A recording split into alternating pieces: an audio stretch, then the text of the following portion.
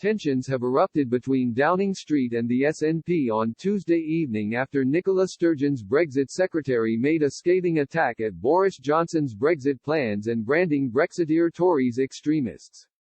Michael Russell provoked a furious response from Downing Street and Scottish opposition parties who dismissed Mr. Russell and the SNP as loonies.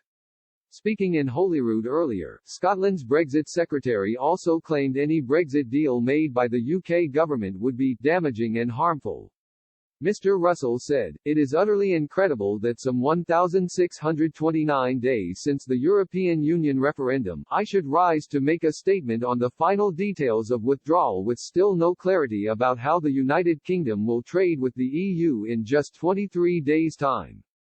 The one thing that we do know, however, is that the choice remains, as has been the case since the extremists finally took over the Tory party and the UK government, between no deal and a low deal, either of which will be damaging and harmful."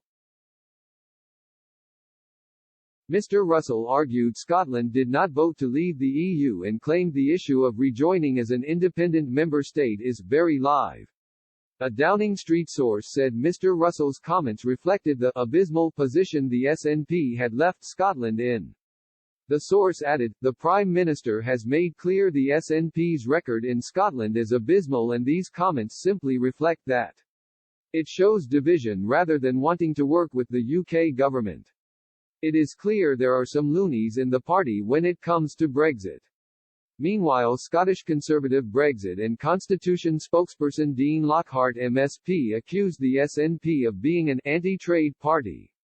Questioning the Secretary's remarks, Mr. Lockhart claimed the SNP had failed to support every trade deal over the past 15 years, which included recent free trade agreements with Canada, Japan, Singapore and South Korea. He continued, "Will he explain why the SNP failed to support every trade deal over the past 15 years? Is it because the reality is that the SNP is, deep down, an anti-trade party? Is that the real reason?" But Mr. Russell denied Mr. Lockhart's claims, arguing SNP were pro-Scotland, adding, "If we had a Conservative party that was pro-Scotland we would not be in this mess."